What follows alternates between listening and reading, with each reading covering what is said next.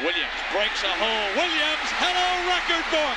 Ricky Williams runs to the Hall of Fame, cuts back. Ricky Williams, touchdown! 60 yards and the record is his. When I watch that play, it's the epitome of a team sport. Everyone doing their job. And I got to be the lucky one to carry the ball and to fall in the end zone and receive all the applause. But it was 4 years in the making.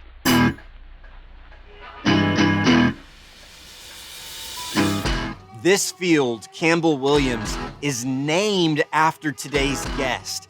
And he told us in our conversation that he dreams of future generations going to Longhorn games and not knowing that he ever played football because he's known for so much more. That's why we can't wait for you to get to know the man off the field as we talk about his incredible growth journey, controversial moments, and successes in virtually every single area of life. I am convinced that he is one of the most interesting men alive.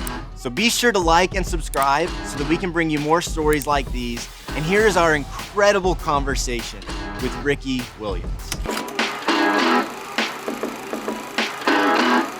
If you just Google your name, there's 100 ways to introduce you, right? Williams, greatest college football player of all time, one of them, Heisman winner. You could say, a one-time, NCAA all-time leading rusher.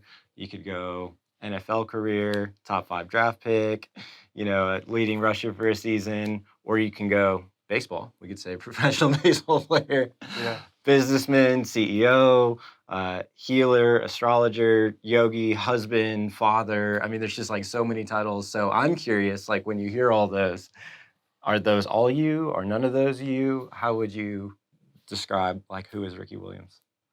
I guess I'd say they're all me. Yeah. I think we're a combination of all of our past experiences. And I think it's cumulative. It's like they're all building on something. Yeah. So I like the idea of we're always becoming, Mm. and I think we're always becoming from what we've been. Mm. So all those work. And because it was chronological, thank goodness, it's an evolution or it's a progression, and it'll keep going. Yeah. No, that's amazing. I'm curious thinking about how each of those evolved. Like if we were to go in chronological order, even thinking back to early years, formative years, childhood, what would be the top couple of words that you would describe for your childhood? Well, it's hard to go back to my childhood and describe it, so I can only really describe it from where I am now. And like I said, it's an evolution, so I can look back and see where all the seeds were planted. And I just would say as a kid, I really wanted to be a good person. Mm. Now, I grew up in a very religious family, and so my early memories are Sunday school and church. And people ask my role model, and I say my first role model was Jesus, mainly because as a kid hearing all the stories, it's like, guy's pretty cool. Yeah. And then again, it was in the house everywhere, and so those were like my childhood was really just trying to be a good kid. Yeah. Yeah. But it's hard, Yeah. Agreed. So much curiosity and so much to learn in life. But I remember I just always wanted to be a good person. Yeah. Is there something about those early years that you feel like you could see some of the early, at least from a distance, you seem this interesting combination of so driven and disciplined, but also so curious, like a lifelong learner. Yeah. Was that you young? Were there experiences young that was shaping and forming that? I think it was who I was, but those experiences sometimes make learning difficult. Just growing up where I grew up in San Diego, I guess to a certain extent around the country, if you're Black, it's easy for people to see you as an athlete, but it's hard for people to see you as curious, or as smart or into a lot of different things. And so I think I was more pushed towards sports, but I was always curious. And even I think as an athlete, I was considered the intelligent one or the curious one or the one that was always trying to figure things out. Yeah. How much, when you, and we can talk about this more later on too, but when you talk about healing, processing, a lot of the inner world that you're examining, how much of that is you processing your story early on? Again, I have to go back to a religious context because my first inner experiences. I remember going to Sunday school and learning that Jesus lived in my heart, and that's an inner experience because when I look down, I didn't see anything. Um, and so I think the process of trying to be a good person is you're like wrestling with the thoughts and the urges, and what you hear from the preacher, what you hear from your parent, what you hear from your teachers, and trying to make sense of that as a kid. And Yeah. so definitely always trying to figure myself out, really. Yeah, yeah. And I think I've heard you describe a little bit your faith influence young almost provided like a framework for life, a framework for like character, values, so on. A lot of the stories, even the narrative with things that Yeah. would inspire you. Is that how you? Yeah, I didn't realize it at the time because and I think when we're kids, I describe to people like our early childhood is it's like when we're born, we're dropped into soil, Yeah. the culture and the family and all that stuff. And as a kid, we don't really have any barriers to absorbing everything in that early environment. And so at the time, that's just what I knew. But again, looking back, it's kind of obvious. Sure, Yeah. sure. What was your relationship like with your siblings? You have a twin Mhm. sister, that's right, and a younger sister as Yeah. well. Mhm. What was your relationship like with them? I guess most people that have multiple siblings, there's that one that like tortures you and torments you. That was my younger sister. Yeah. And my twin sister and I, she's actually coming up here today, but we've always been really close. Okay. I mean, she jokes and says we were roommates. Sure. And we were. Yeah. Yeah. Absolutely. How would you describe your mom in just a couple words? Like what was? She's probably my second role model. I think, again, whether we like it or not, we're around our parents all the time. And one thing I remember her saying, because, parents say things and then they behave differently sometimes. But one of the things I remember her saying that she backed up in her behavior was anything that we wanted to do, we could accomplish it. Mm, And so whenever she was going for a new job or a Mhm. job promotion, mhm, she always had confidence that she was going to get it, and she always got it. mm. And so I think just hearing her stories and being around her, I took it on like anything that I really want to accomplish, I can. Wow. Wow. And I think you were 5, right? Is that when your parents divorced? You were pretty They split when I was 5. I think the divorce was around 7. Okay. Yeah. Okay. And how do you remember processing that at the time? Was it like this is just happening? Was it overwhelming? Was it? Well, the way the story went, I was kind of in the middle of it. Yeah. And I don't know. I guess I've always been like this.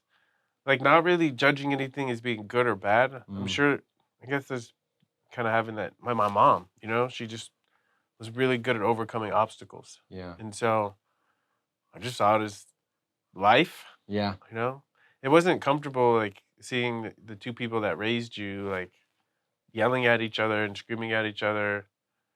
I think that creates, like, inner conflict. Mm. But yeah, I look back and I think it's important, I think, to have two parents. But if your parents aren't getting along, Mm. and when they say they're just stay together for the kids, I think that's difficult. And so I feel grateful that I got to grow up kind of free. Mm. And I talk to people all the time, and people in their 30s and 40s, and they're still hung up on their parent stuff. Mm. And I feel like because I had more freedom, then I got to be myself at a young age. I didn't have the pressure from my parents of who I should be or how I should be so much. Mm. And so you would describe that more as you had a freedom from a young age, not necessarily something you have done in your 30s or 40s that has created a freedom from that. You're like, I remember Yeah, I being started free off young. free. Yeah. And, the great part is you get to learn from your own mistakes, but the difficult part is you get to learn from your own mistakes. Yeah.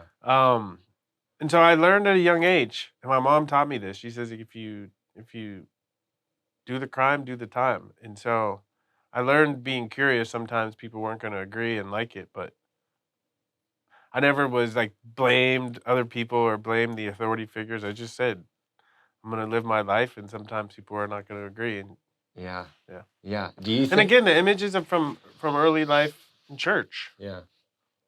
is that a lot of people didn't agree with what Jesus was doing, and he still did it. Yeah. He literally Yeah. like did the crime. He did the time. And so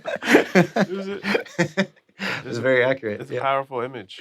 Yeah, it's very accurate. Yeah. So do you think It's mom and faith because those are the two you point to. Like, because even what you said right there, to have a young age, I'm not gonna blame others, but I'm gonna like take this responsibility. Like, that's not common to have at a young age. Some people never, but Yeah. you know, Yeah. those two influences feel like. Yeah. I mean, I look back and this thing I'm the most grateful for because it's equipped me to be able to handle life. Wow. Yeah. Wow. Well, how early on then did you start to notice that you were gifted athletically? Is that It was kindergarten. kindergarten? Yeah. We had Miss Swartz made us run 2 laps around the field. Okay. And the first day I was like, oh, this field is huge. And then I think after a couple of days, my competitive nature kicked in, and I said, I wonder if I can be the first one. Yeah. And the feeling of being the first one, it like was so exhilarating that every day for the rest of the year, I was the first one.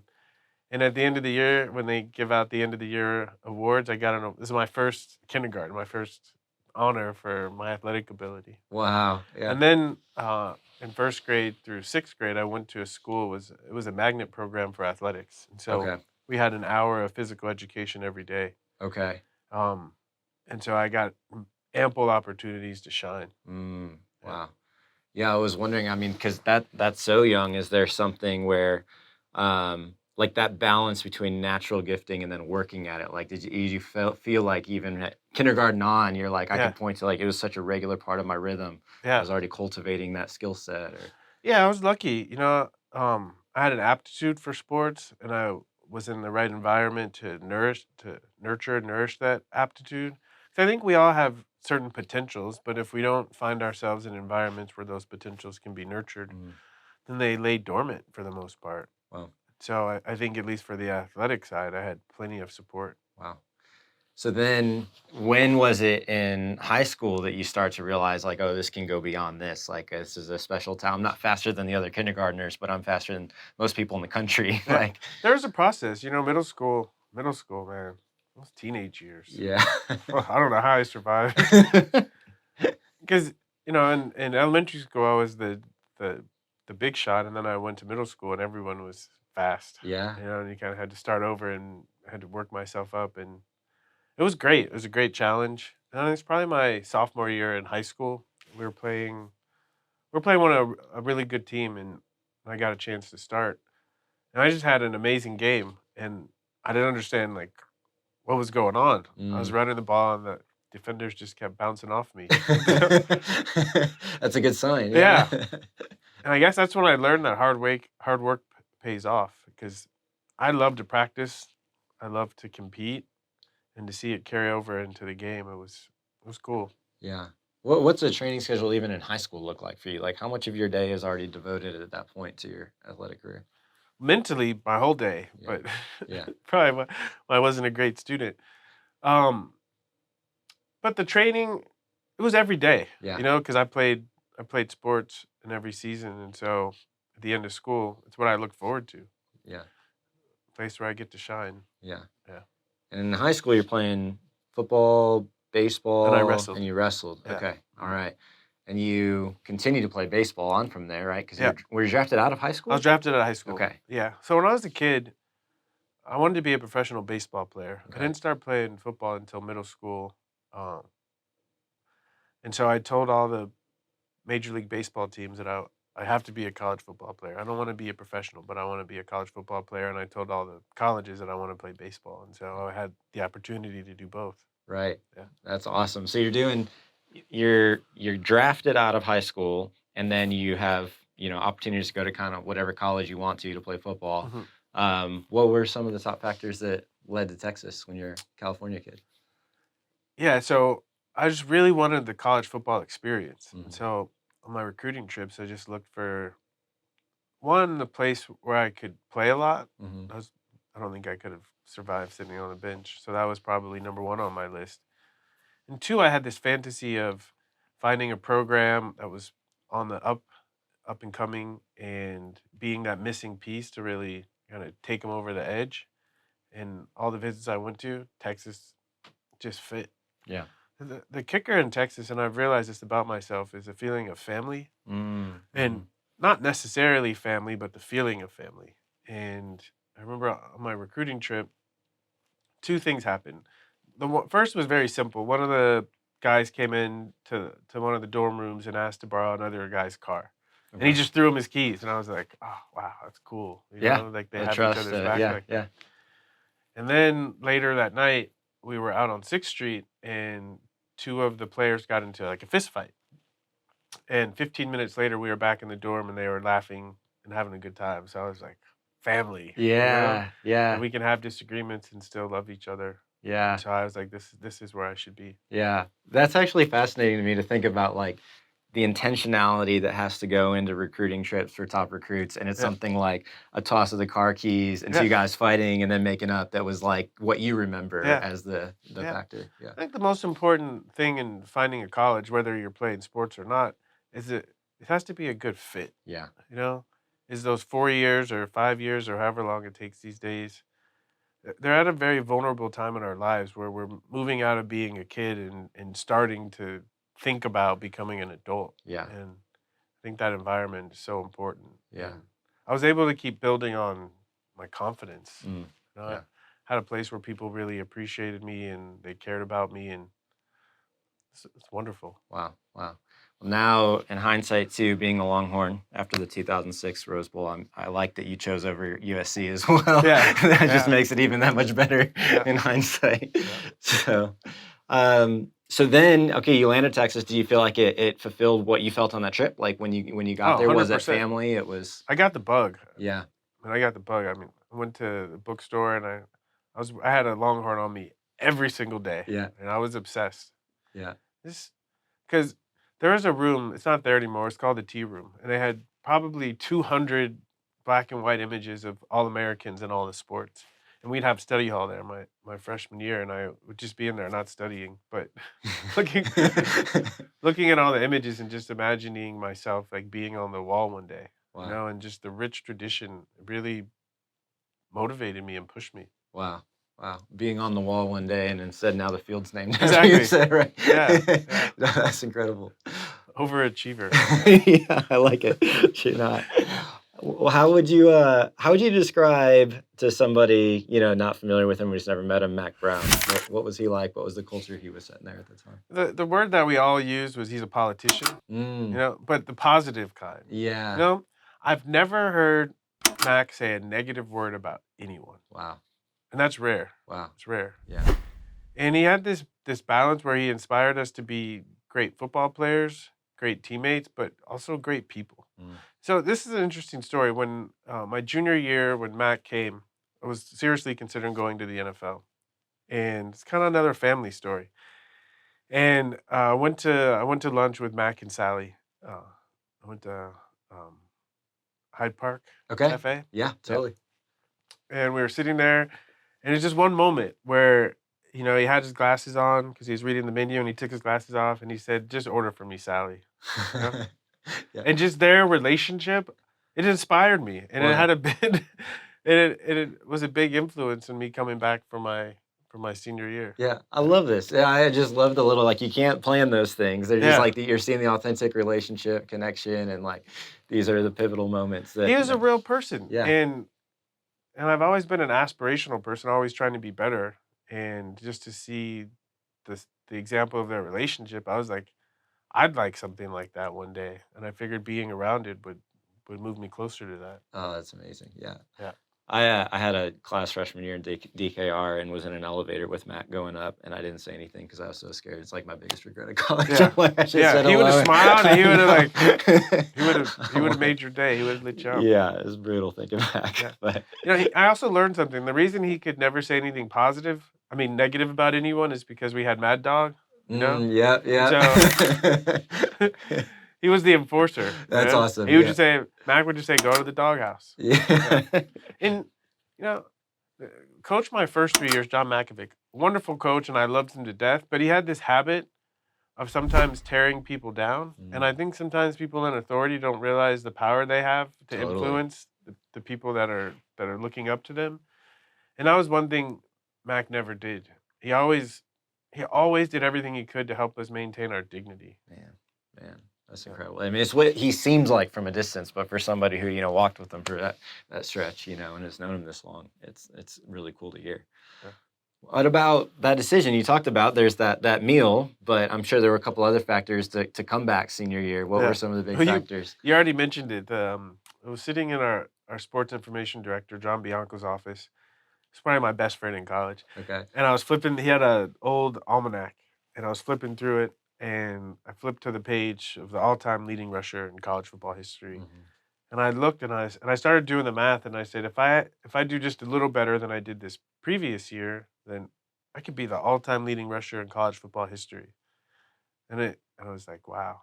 Then I flipped to the next page, and it was all-time leading touchdowns. And same thing. I was like, if I have the same amount of touchdowns I had this year, I'll have the most touchdowns ever. I was like, wow, I have an opportunity here. And I flipped to the next page, and it was all-purpose yards.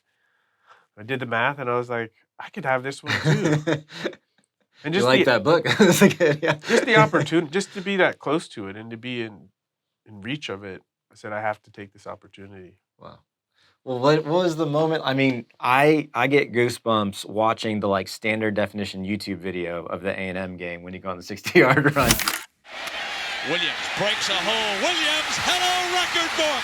Ricky Williams runs to the Hall of Fame, cuts back. Ricky Williams, touchdown! 60 yards and the record is his. He does it in dramatic fashion. And a standing ovation for the king of the rushers. Yeah. What was the moment like for you? Like you came back with a goal, and in that fashion against that opponent, like that run, Yeah. What did you feel? Well, it was the last game of the season, and so there were a lot of ups and downs. I came back as a front runner for the Heisman Trophy, and we had a rough start.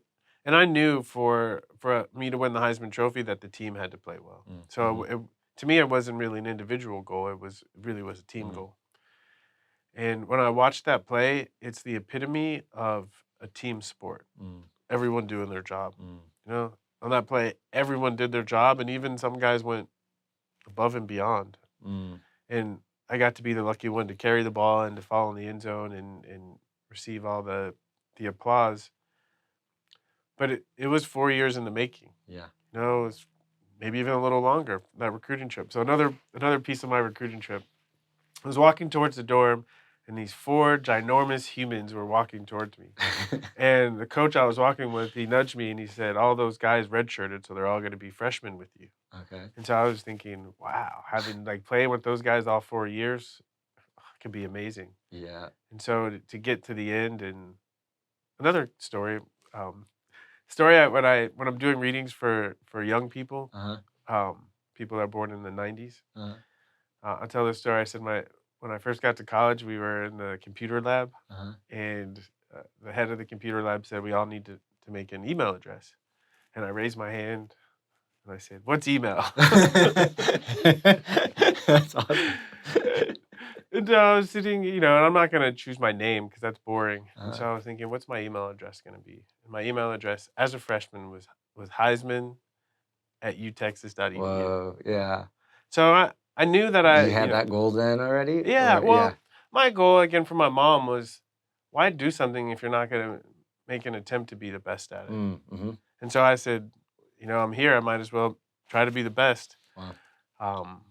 And so, yeah, I set the intention, and of course there are ups and downs, and to finally get to the senior year and it be right there in front of me, and my mom's voice, if I want to achieve it, I can do it, and the team came together, and it was wonderful. Wow. Yeah. When you hear your name for the Heisman, then is that moment like a culmination of a dream or a goal? Like, what's the weight of it? It's a culmination. I mean, I'm sure I'm not the only person, but you have big goals, and there's a moment where you've achieved the goal, even if you don't win, but you've set out to do what you want to do. And so I had that moment probably when I broke the record, and I kind of knew I was going to win the Heisman after that. So the moment when it was announced, it was a culmination, but the joy was winning and doing it with my teammates. Yeah.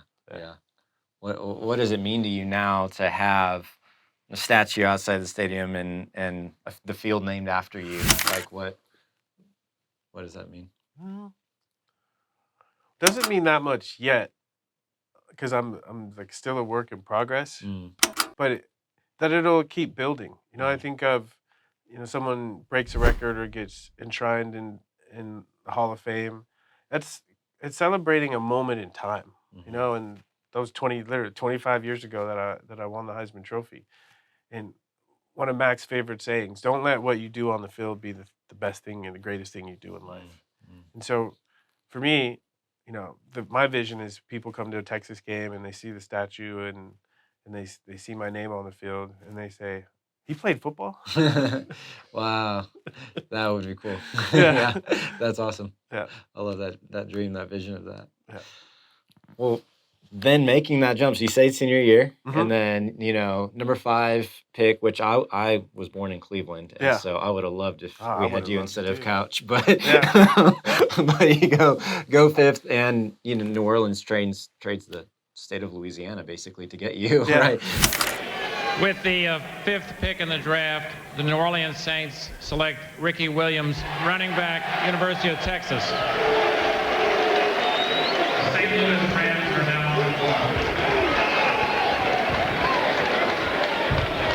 Did you feel honored by that? Did you feel like that was a crazy move that they gave up that much? What was that time period? It was almost started exactly after the Cotton Bowl, after my last game as a Longhorn.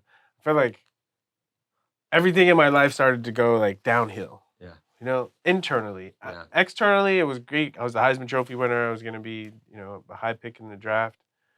But leaving family, and again, at the time I didn't realize that I was so caught up in the hype of everything that I thought everything will just keep continuing the way that it's been. And it wasn't. It was like reality hit, whether it was injuries or just being around people who weren't family. And I'm the kind of person where, if I go to someone's house, I like that feeling of home where I can, go to the refrigerator and get a drink myself. And when I got to the NFL, that sense of family, it just wasn't there the same way it was in college. And I felt very alienated. And like no one cared about who I was on the inside. It was just about the external image. And really, really struggled with that. Yeah. Wow. I was even thinking that just the way you used the word family a couple times, like the beginning, if I understand your story right, of even starting to smoke for the first time was like a betrayal, really, right? I mean, it was a low point, teammates involved in that, and a girl, and I'm thinking like, man, they had this family vibe built up over 4 years, and I'm wondering like, man, the pain of that potentially is like more than maybe people realize. I don't want to speak for you, but Yeah. Well, there's something I learned about in school called identity foreclosure, and that happens, with child actors, with athletes, where you make a choice at a very young age of this is who I'm going to be, and the amount of focus that you have to say no to a lot of other things, and I think I said no to a lot of experiences that I needed to have to really fully develop, and. I'm not the kind of person that does regrets because all my experiences have gotten me here. But the one thing I do think about if I could go back to 1998, 1999, it sounds crazy, but not if you see the whole story. I would have taken a year off. I would have taken a year off and I would have traveled around the world. Because the reality is, I'd have been 22, 23 when I came back, and I still would have been a lot of opportunities to play football if that's really what I wanted to do. But I didn't. I just stayed on this same track. Because when we're young, we're naive. We don't know. We just have our fantasies, and typically, eventually, there's a disappointment, and my disappointment hit really quickly.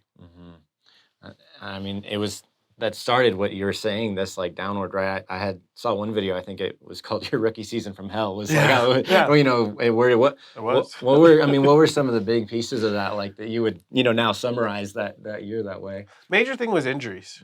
Injuries. Because to me, and I've noticed this with a lot of athletes, life is complicated. And when you're so focused on one thing, right, all the complications get focused into one thing. And when it's football, you're in an environment where you're supported and dealing with that complexity. But it kind of shields you from life, from real life. And I felt like that's what occurred to me. I was like pushed down a direction that didn't feel authentic to me anymore. Mm-hmm. You know, the image that I had and my own internal experience started to diverge very sharply. Wow. Yeah. Yeah. I'm thinking about like that whole season. It feels like such a stark, switch. I don't know if it felt that way or not, but it seems like it was a true high point. Did you feel like it was almost one of the best years, like of to one of the worst back to back that Yeah, senior year? yeah, When yeah, you just feel the drop off definitely. that? Yeah. Well, it actually started. It started my senior year. Okay. There were like Okay. hints, but this is the thing. There were hints, but because I was playing so well, it kind of covered everything up. Mm. You know, and it's like when you're famous and everyone depends on you for their ego, Mm. and their satisfaction. It's just again, it's really difficult. Mm. It's a really difficult time. Wow. I want to ask you about the contract too, because I feel Yeah, like people. I was gonna bring that up. Yeah. People. Well, you can share what you want to on it. My question was more the why behind it was something that was fascinating to me when I heard you speak on it. It was everybody wants to attack it, and you could have got so much more and all this, but the why blew my mind of saying how I wanted to structure it in such a way that I had this bonus for what I did in college, but I wanted to earn what was coming, after that. That Yeah. my integrity was more important than a dollar amount. And so to me, it wasn't a loss of a contract necessarily because I structured it in such a way that I valued, my internal world. So I'm just curious for you to speak on it. But when I kind of heard an explanation of it, I had was a totally different way of framing that in my mind. Yeah, that was my internal process, but it was also motivated by just wanted to make an impact. Mm-hmm. And I realized that scoring touchdowns, yeah, it's entertainment, Yeah. and I wanted to use my fame as a platform. Mm-hmm. And it goes back to as a kid, I just wanted to be a good example. Mm. And I've heard so many people talk about athletes being overpaid, and I wanted to show people that athletes are different. Mm. And I saw my contract as an opportunity to do that. Mm. And strangely, I guess, I wasn't really thinking about myself. For me, I was like, $8 million, like, like I'm good. It didn't make sense to at the time. It didn't make sense to like try to use leverage and get as much as I can. That's just not me. And I Yeah. know if I would have done that and I would have same thing happened, I would have gotten hurt and struggled my first 2 years with injuries. I'd have been miserable. I'd have felt like I was stealing. Yeah. Yeah. I know you said you're not big on regrets. Would you have done anything different with it today, or? Well, no, because there's something charming about my naivete. Yeah. Yeah. Actually, yeah, there is something I would have done differently. I've been thinking about this a lot. So when I was drafted by the Phillies out of high school, my mom she's been a purchasing agent my whole life, so she's a buyer. Okay. So she does contracts. Okay. And I was 18 and I didn't have an agent, so my mom said, "I'll do your baseball contract." Mm. And she did an amazing job. Yeah. And again, I think I got caught up in the hype. If I had to do it over again, I would have had my mom negotiate the Oh contract. wow. Yeah. Yeah. Man. Yeah. There's something about a family member, especially a mom. Yeah.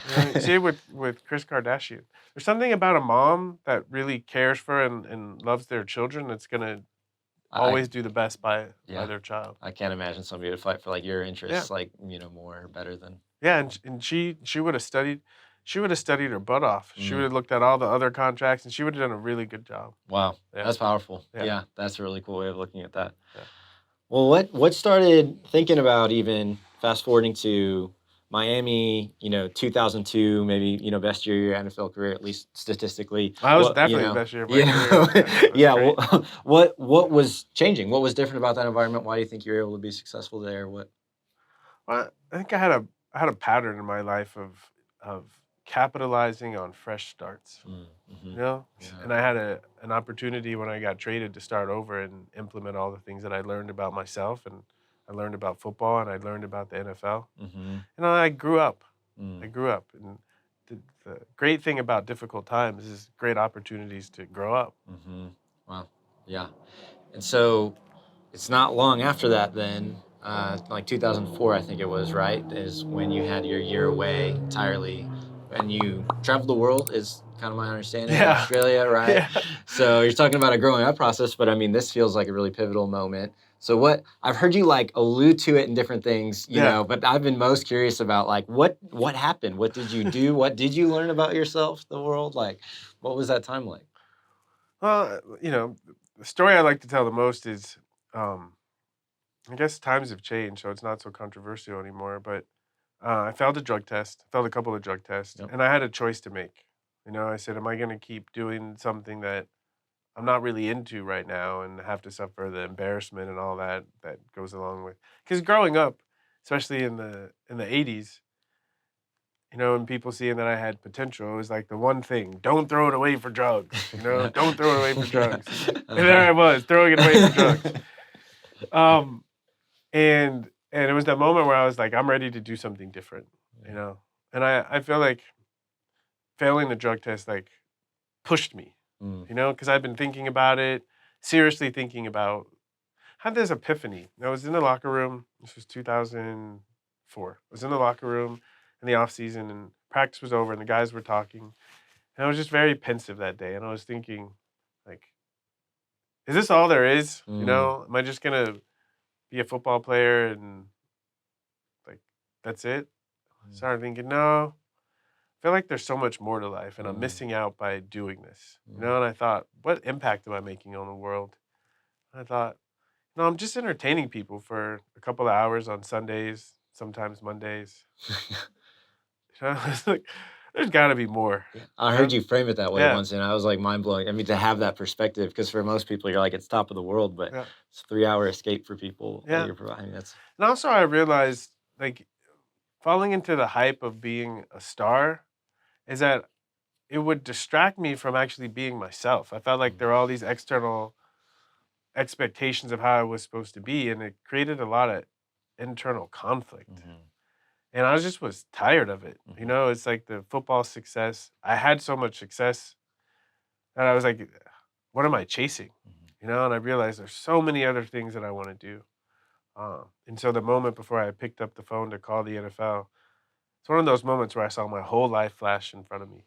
And I realized that all the meaningful experiences in my life were all tied to football. And it was scary. It was really scary. It was like a death of a sort. sure. But after I got off the phone, I hung it up and I felt this immense sense of freedom.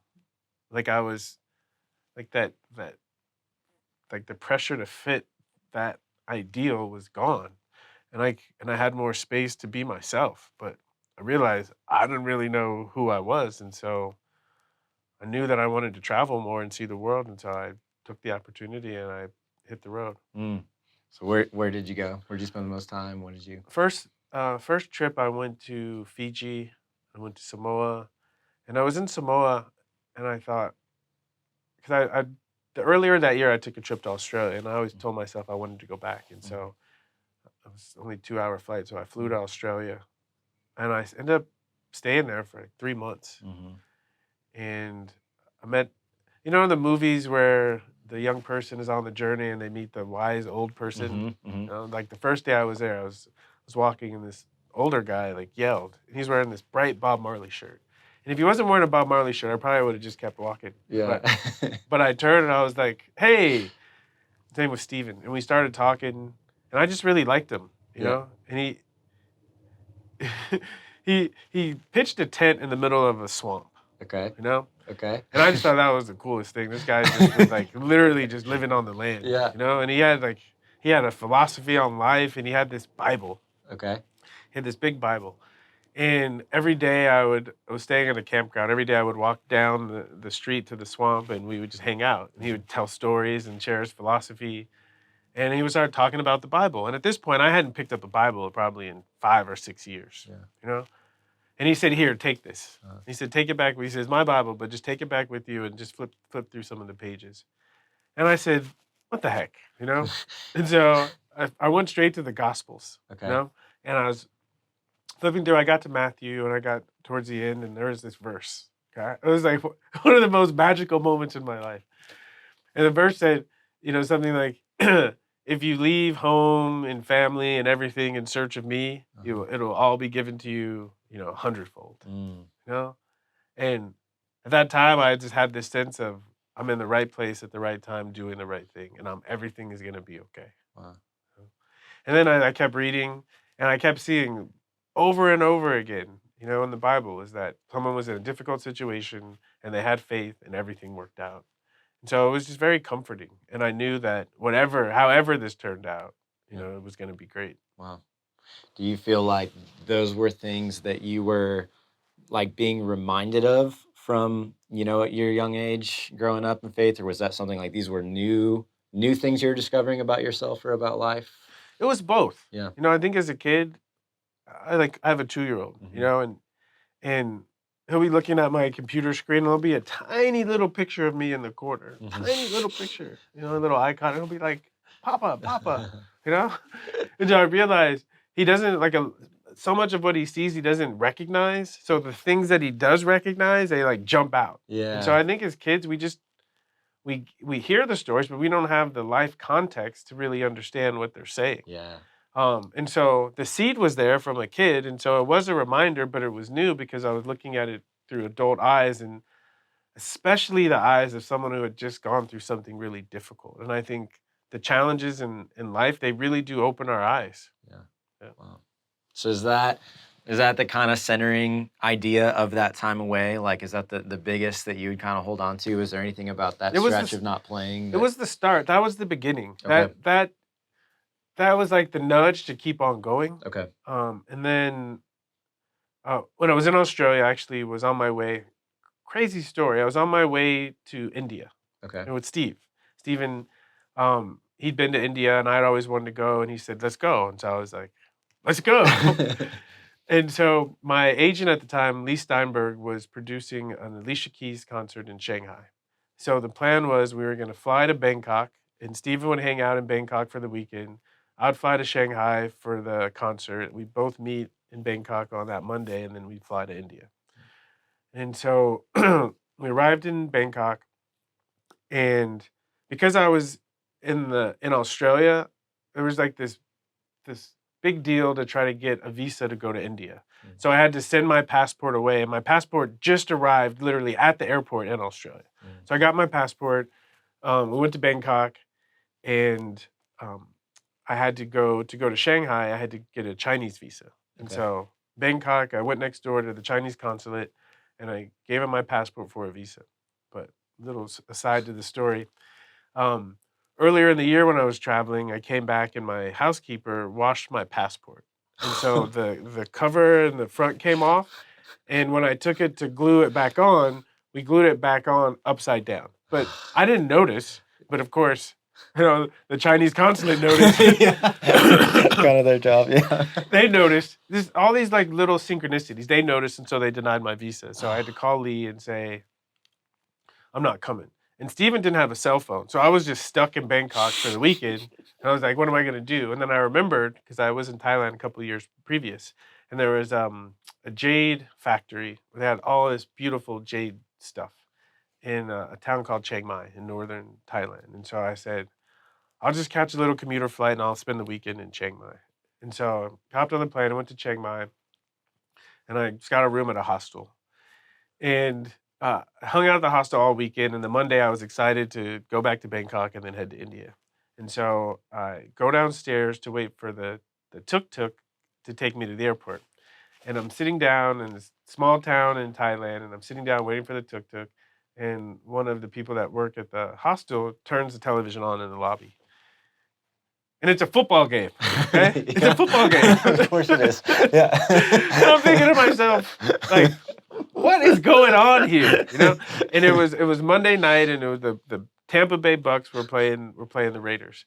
And part of the story of my retirement was the offensive coordinator for the Dolphins, Norv Turner, was there for 2 years I was there. And he's the best offensive coordinator for the run game. That's where I had my best seasons. Yeah. And so I'm watching Norv, because he got the head coaching job at Oakland. Okay. So I'm watching Norv coach the Raiders, and I'm thinking, this is crazy. And so I said, this must be a sign. Okay. And so I got on the phone, and I called a friend of mine, and I said, can you get me a ticket back to California? Whoa, yeah. So I went back to Bangkok. Poor Steve, I was like, I'm sorry, but I saw a game and I just feel like I have to go back. Yeah. Wow. And so I ended up not going to India and coming back to the States. When I got back to the States, I realized I don't have a skill. You know, like I've been a football player my whole life, and I'm thinking of what's next. I don't know what's next because I don't know how to do anything.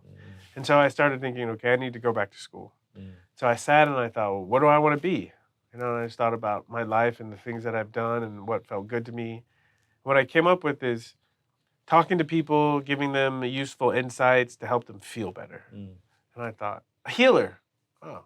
And when I was traveling, someone gave me a book on Ayurveda. And I thought it was fascinating book. And so I said, I wonder if there's any places in the States that teach this.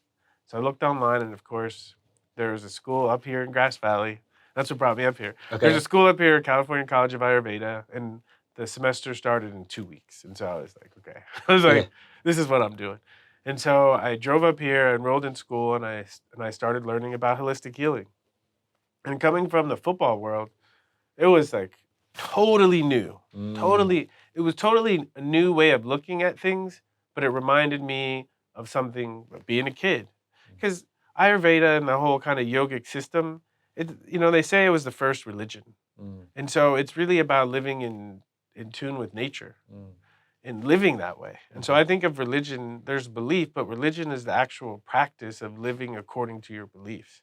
And they had integrated into like daily life. And so it was fascinating. And then that's where I took my first yoga class.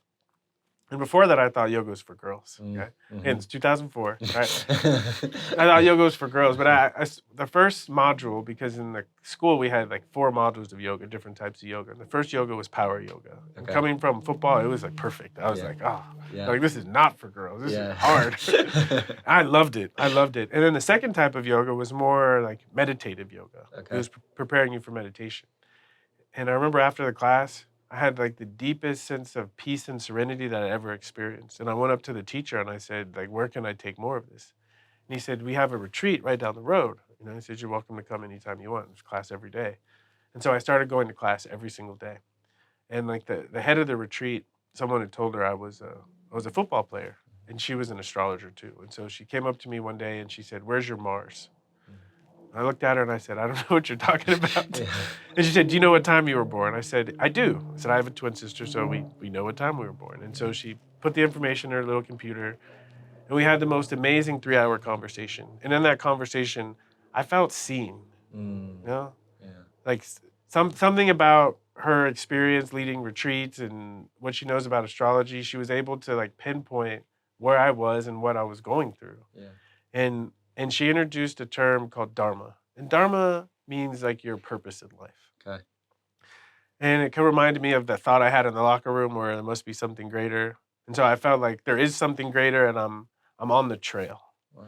And so I was blown away by how she was able to look at the chart and like locate me. Sure. And so I said, can you teach me how to do that?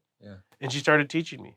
And I had a sense that what I was learning in that environment was very much connected to my Dharma. And that's when I realized if I'm going to do something with my life, the way the story is played out, it's probably going to make more sense if I go back to the NFL and clear my name and fix my reputation. And so, not from an external motivation, but from an internal connection to where I was headed, I joyfully went back to the NFL. It seems, I have a lot of questions because there are so many parts of that story, but it seems like a pivotal moment in that when you said you felt seen. Yeah. Now that you've had that experience, and also you do that for others as you help and assist others, what do you think it is that's so powerful about that, or that we desire as humans? Like what, even when we say we're seen, what do we mean by that? You know, like what? I think we mean, the term I use is soul.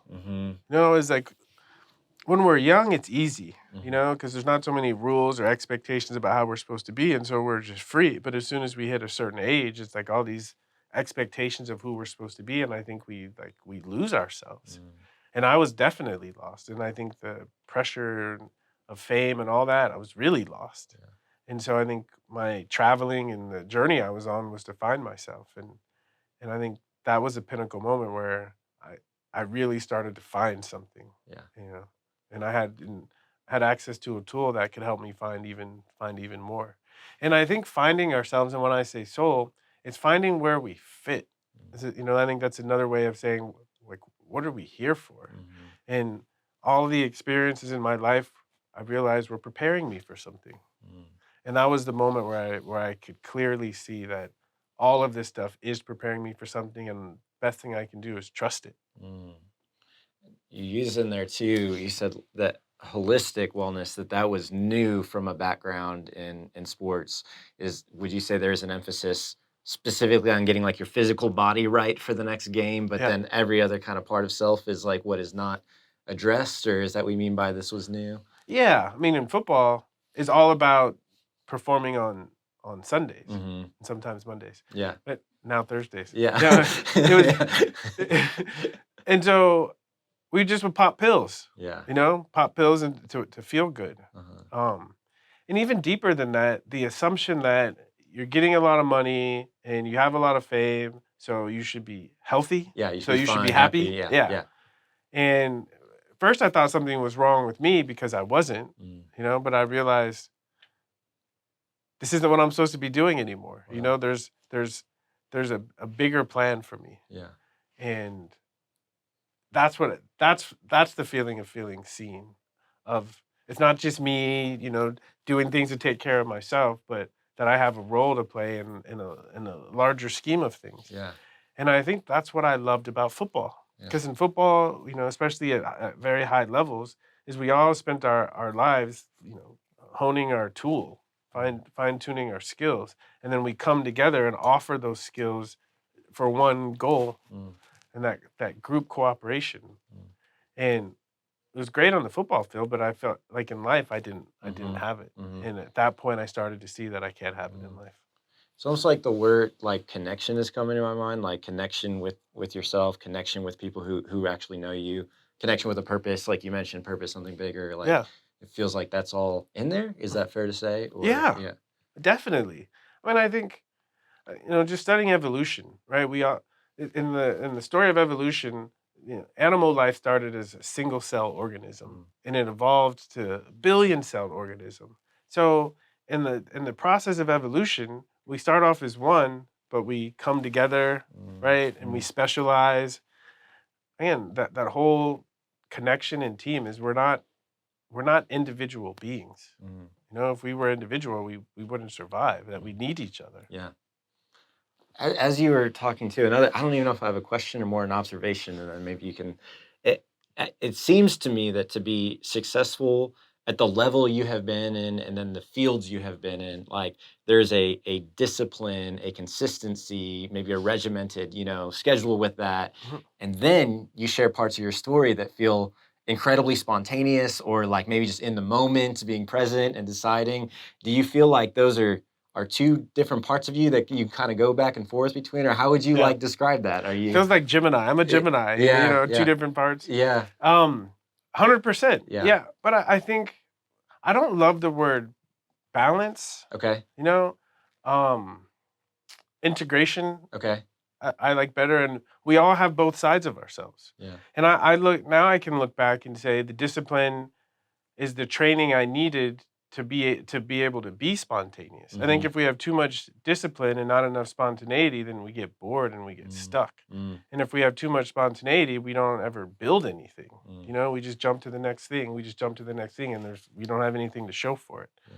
So I think I was probably born on the spontaneous side, and I think all of my early training as an athlete was helping me learn to focus, to make the most of that spontaneity. Wow. And so, like sometimes people hear me say that you didn't love football and you wish you didn't play, it's not that. I'm so grateful for the training, because people don't realize, and again, my early religious training made this obvious, is that the inner path, finding your purpose, dealing with life, it's not easy, right? There's always going to be obstacles. That's where we grow. And my training as an athlete taught me how to have the right attitude to overcome and take on those obstacles.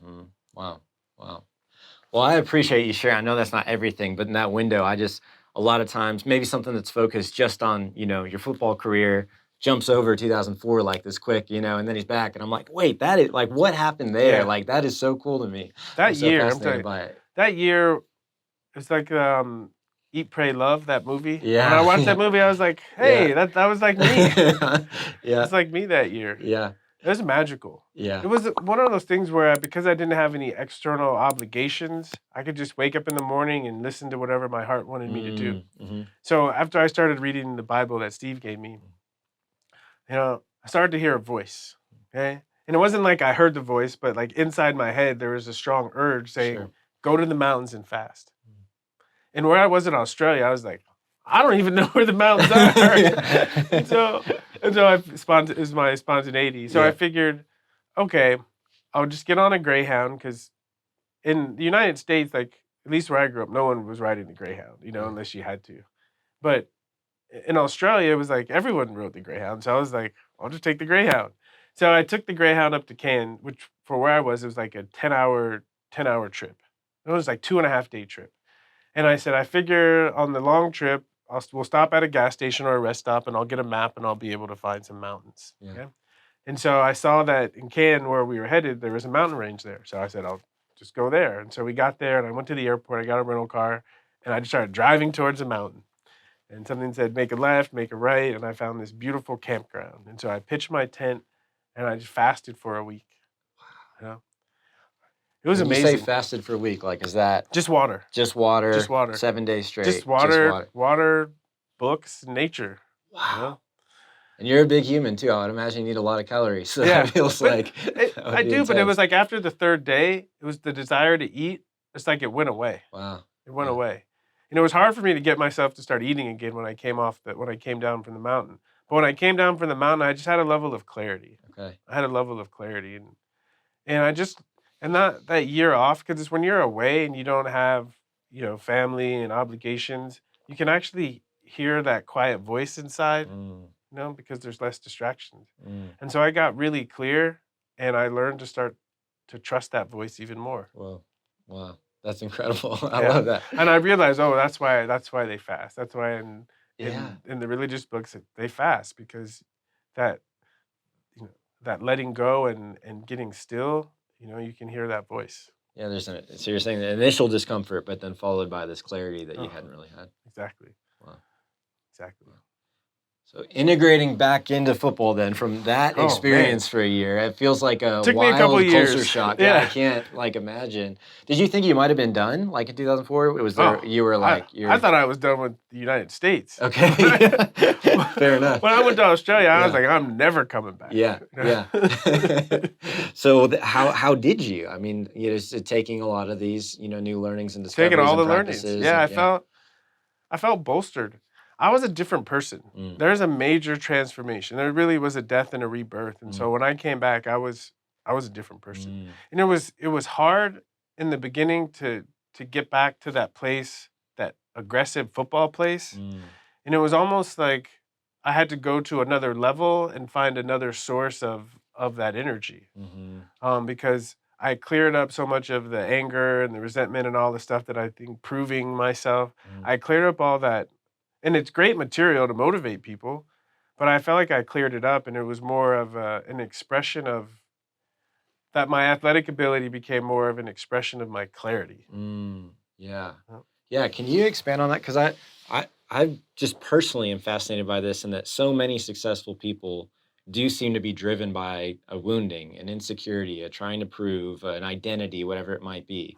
And then as you get healthier, and that's not what drives you, there are plenty of successful people who are not motivated by that. Yeah. So I'm you being on a little bit on both sides, maybe, if that's fair to say. It's not that black and white, but what would you say was the source? Like what started to inspire you to put on pads each day and go work hard? And the opportunity to get better, to shine more brightly. It was more of an offering of my skills. It was like an offering. Yeah. An offering of my skills to just keep refining myself and getting better and taking these principles that I had learned.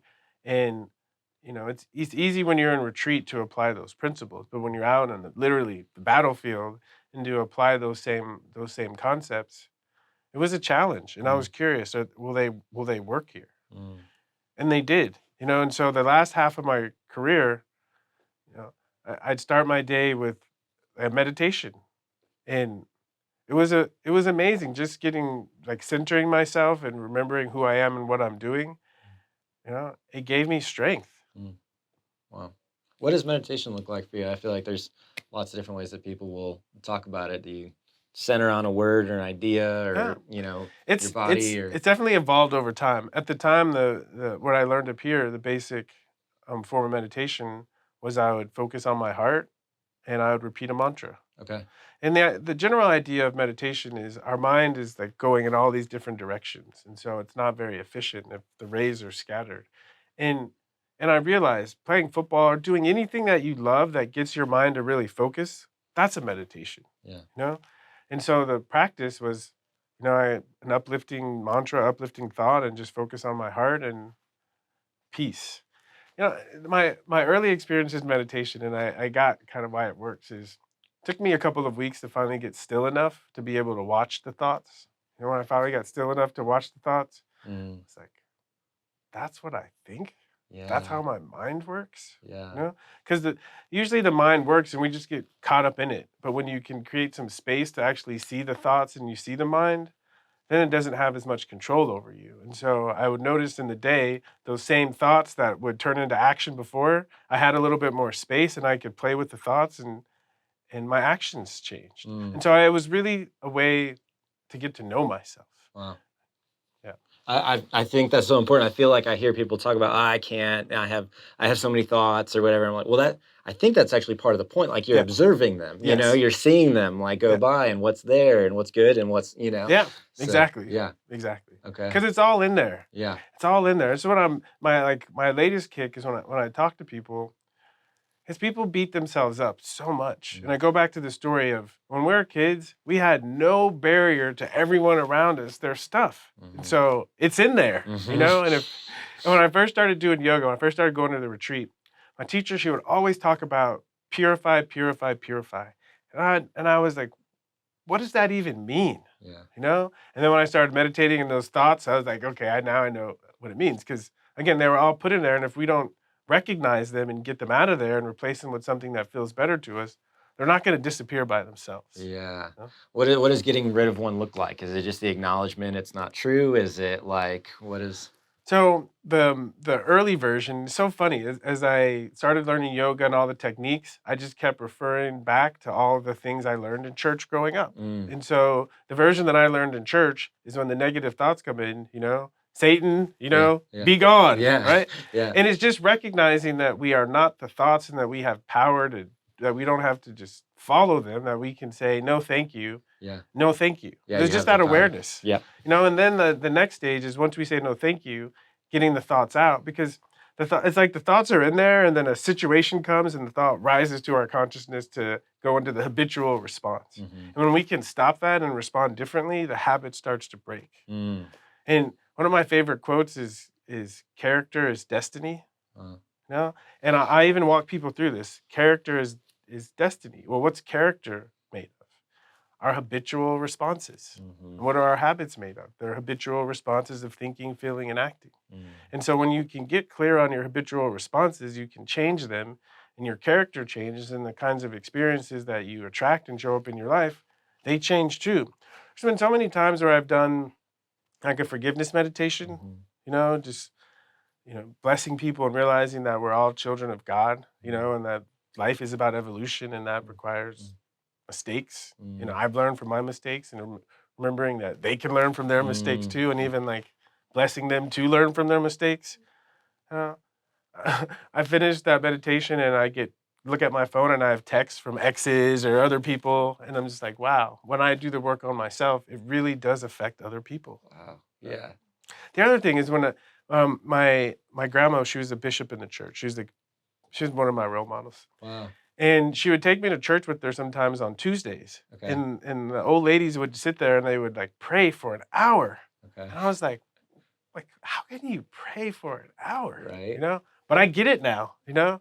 I get it now. When you understand how it works and you're willing to spend time, right? As simple as thinking positive thoughts and wishing well for people. Like that makes a difference. Wow. You know, especially when you put your energy into it. Wow. Even if people don't believe it helps other people, it makes me feel better because I don't have that negativity and that resentment on me. I have things that feel good on me. Wow. I think I heard you say you did a 4-hour meditation at times. Like Yeah. you would be able to sit in that length. Yeah. Like, I mean, when I doesn't was start there, but you know, when I was doing it all the time, Yeah. especially at this time because I didn't have anything else to do, there was just a level of peace. Yeah. And I think even like intensive experiences where you're doing it every day, it's like you can get to more stuff. You know, your mind gets a little quieter. You can dig a little bit deeper and find the things that are really buried down in there. Wow. Yeah. I love this. I feel like I could just stay talking about this. This is incredible. Me too. Yeah, it's so great. And I think it's just transferable. Like whether somebody is watching and they're a fan of, football or not, like this is stuff that, any walk of life, any culture, any age, like these are things and practices that are part of being human, that And we you're gonna have need to- them. yeah. You know, it's funny. Even me, right? I grew up seeped in it, but Mhm. when I got out into the world, like no one in the world seemed to really appreciate it, and so I kind of forgot about all those things. Yeah. But when my life, things became real, grace that I was led back to these tools, and Wow. they've still every day the reminders that it really makes a difference. Yeah. Yeah. So as a result of all this, you have a kind of a first half and a second half of your career, if you will. Yeah. You said it took you a couple of years to integrate back in, it felt like. It's like every year it was like integrated a little bit more and a Yeah. little bit more and a little bit more. Yeah. Yeah. And it's in the second half you had Saban as a coach for a year, right? I saw like one of his like letters of rec about you. That was Yeah. really powerful. It Yeah. was really cool. Yeah. What was it like under him? I love Nick. Yeah. You know? Yeah. He's like no BS. Yeah. You know? Yeah. And it's funny. He's the kind of guy where if you respect him, he'll ask you to do something and you're like, that's crazy. And then you just say, yes. Yes, Yeah. I'll do it. Yeah. You know? Because he's so clear. Uh-huh. He's so clear. It's like, again, role models. I was the kind of player people are surprised, but every year in training camp, I was sitting in the front row with my pen and my notepad. Uh-huh. Because coaches are like preachers. Uh-huh. You know, their job is to get everyone on the team on the same page. And so they'll come up and lecture, give a sermon, and they'll keep repeating the same thing over and over again. Yeah. And if they do a good job, you'll hear the players being interviewed halfway through the season, and they're saying the same thing the coach is saying. Yeah, Everyone's bought in. Right. And so he was so clear, and being able to hear him speak on how to be great, Mm-hmm. I loved it. Wow.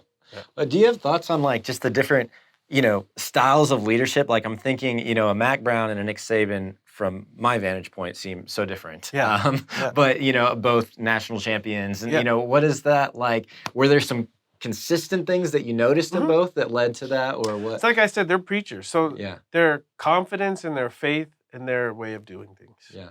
Yeah. When they waver and they're not sure, they'll lose There's a guys. consistency. Yeah. and If buy-in. Yeah. you know what you're gonna get, then you can trust that, and especially when you start to see success, you believe in it. Yeah. I think the other thing is when things start going bad, Mhm. right? The coaches I've seen that have struggled, they change. Mm-hmm. Coaches that I've respected the most, things go bad, they don't change. That's really interesting. Yeah. Yeah. Nick Saban too, like I feel like there's a media picture of him that, is kind of this hard ass vibe all the time. But I feel like then there's these glimpses like it seems like he deeply cares about his players and relationship with them too. Is that true of him? Would you describe him that way? Or? I think it's both. Yeah. It's both. The players that he really cares about are the ones that glom onto what he's putting out there. They're bought in. Yeah, they're bought in. Yeah. And I think because you can see that he probably wouldn't, or he might say this, it's like he understands that football is just how we express ourselves. Mm-hmm. But what he's really teaching is how to be the best, how to get the most out of yourself. Yeah. Wow. That's awesome. Okay, so a couple more years in Miami, finish up in Baltimore, and that's where you crossed the 10,000 yard mark, right? Mhm. Did that feel like a kind of a redemptive moment or a full circle moment, like thinking about all that you'd been through in your career to cross Yeah. that milestone? It did. I felt like if I could get to 10,000 yards, I can say that I did something in the NFL. Yeah. And especially the ups and downs and the suspensions and coming back and going. It felt really good to hit that milestone. I Yeah. felt like, okay, I cleared my name. Yeah. Yeah. Yeah. Did hitting that play into your decision to retire? Like you're like, man, I've kind of accomplished what I want to in this season of life, or At the time, I didn't think so. Okay. Actually, at the end of that season, I was inspired to come back and do do more. And in that off season, I got a call from Bill Parcells, Okay. and we were talking, and he said, and I was, I thought he'd be supportive. I was hype. I said, I'm going to come back, and I think I can play another 2 years. Yeah. And he said, don't chase this thing too long. You can contribute in other ways. Mm. And something about those words like zinged me. Yeah. And so that was an influential conversation. I in was, deciding I this mean, I time. retired 2 days later. Okay. Yeah. Very influential conversation. Then. Yeah. Yeah. Do you that first year out, like what was that like? Of retirement? Did you feel was that a hard season? Were you ready to transition to what was next? Yeah, I was or ready. What? I had a dry run. The first retirement, and so that's fair. Yeah. Yeah. So the first retirement, I found purpose, and so my second half of my career, whether it was the off season or even after practice, I was educating myself. I was working on something, and so the thing that really pushed me is when Bill said that, I realized that I could contribute in other ways. Whereas my first retirement, I couldn't. I didn't know how to do anything. But when I came back the second after my retirement, I started going back to school to work towards my degree. I went to massage therapy school, and I started learning more healing modalities and ways to nurture myself and nurture other people. And so when I retired the second time, I started teaching. I started doing more healing work. Yeah.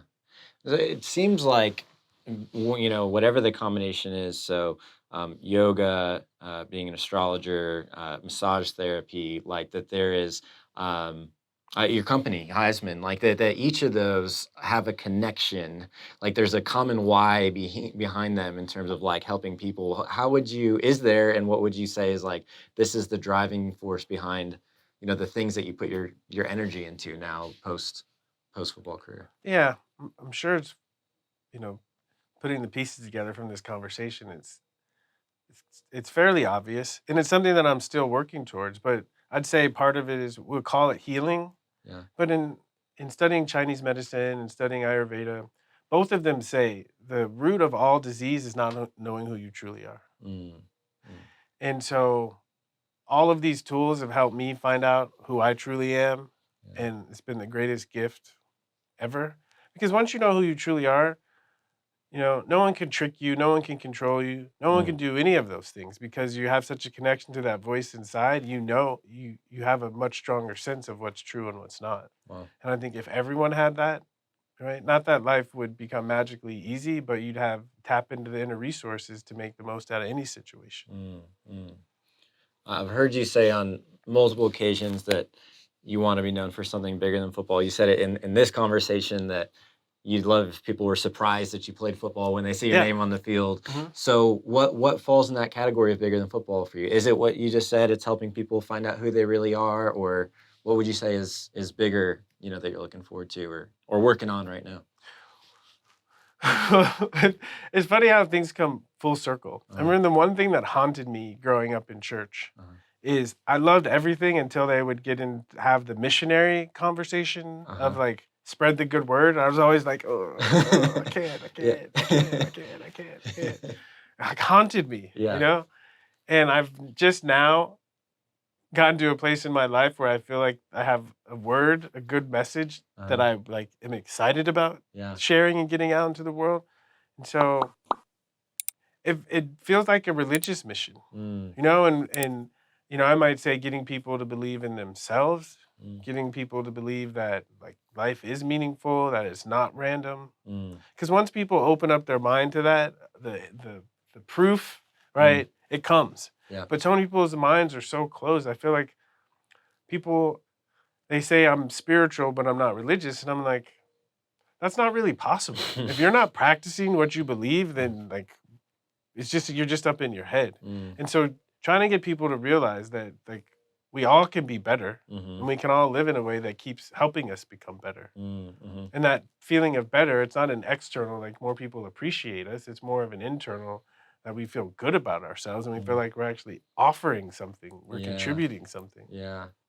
Because even as a football player, right, what drove me is I want to contribute to the team. Yeah. Now that I'm in a much larger context, I want to contribute to the world. Yeah. And I think the only thing we have to contribute is what we've gathered in our own experiences. Yeah.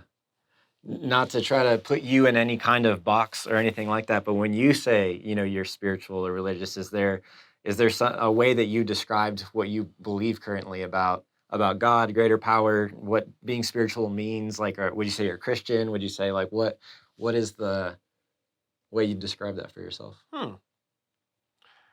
I'm still working on how I would describe it. When I talk to people about astrology, especially people are more open-minded now, but like to me, when people say the word of God, it's the Bible, but what I've learned about astrology is you can look up in the sky and start to learn a little bit about cycles, and the sky and what the sky can tell us has been there forever. Mm-hmm. And so like connecting where you have a sense of this is the right way to go, and then when you see signs and signals saying yes, that's the right way to go, and then things work out, it's that simple. It's that simple to me. Wow. And people don't need astrology. It's just if you're just aware and you have that mindset, right? It's easy to recognize where the universe, where God is pushing us, and it's our job to listen and follow. Wow. Yeah. No, that's powerful. Yeah. So I tell people, I don't think babies are born believing in God, but no doubt we're born believing in a higher power. Our parents. Yeah. Right? It's like if you see a young child, a baby, they have 100% faith. Sometimes not smart, but they have 100% faith that their parents are going to take care of them. Yeah. Yeah. And I think especially if you read any religious text, right? Honor your parents, and this idea of your earthly parents and your heavenly parents. Yeah.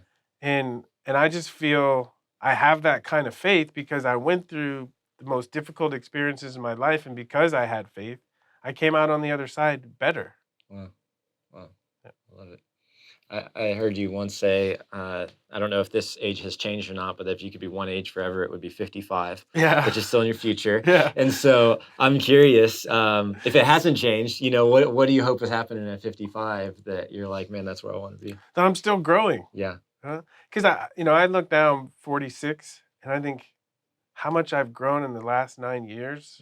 And I think as we go, it gets even faster. Yeah.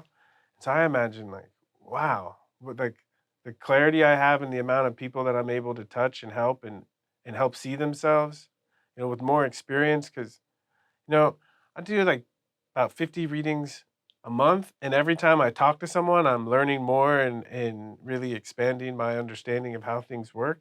So I think wow. Yeah. If I just keep going at this rate, it's going to be fun. I love that. Yeah, I love it. Is there anything, granted, you strike me as where you're at in life today, not overly concerned with what people think who don't really know you. But is there anything that today you still feel is commonly misunderstood about you, or that you wish you could clarify for people? Or, well, I would use that opportunity to say that being understood is overrated. Yeah. Because for me to be understood, I have to get into someone else's head and to find out what they can understand, and then bring myself to that level. Yeah. And I'd rather shock people, blow people's minds, inspire people. Yeah. And the things that shock us and inspire us, a lot of times we don't understand. We understand just can sense there's something there. Yeah. I love that. Yeah, that's a really cool way of explaining that. It makes a lot of sense. Well, we always like to ask each of our guests that we've had, just what inspires you today? What's the thing that is the driving force for you? Is it a who? Is it a what? What gets you out of bed, today in your stage of life? I'd say, full circle, family life. Family life. It took me a while to figure out marriage and kids and stuff. And now that I've gotten to a place where not that I have all the answers. So I was thinking about this the other day. It's I think because of the early experiences with my parents, the idea of a loving couple and a loving family, it didn't seem realistic or even possible. Wow. And so I think because I had that belief, I kept attracting situations where it wasn't. And and through the work I've done on myself in meeting my wife and the work we've done with each other is like it's finally like overcome that doubt, that wound. Yeah. And now I'm starting to like, and I have to pinch myself sometimes, you know, that that it's real. Yeah. Yes. I love the perspective though. Yeah. Yeah. It's powerful. Well, for me, you're like in the category of most interesting man in the world. Like I have been so looking forward to this conversation for a long time now. And for our whole team, I mean, we're so grateful that you let us here, let us in your home, let us sit down and get to know you. And Oh, this was great. More, so, Yeah. really, really appreciate it. Yeah, this was cool.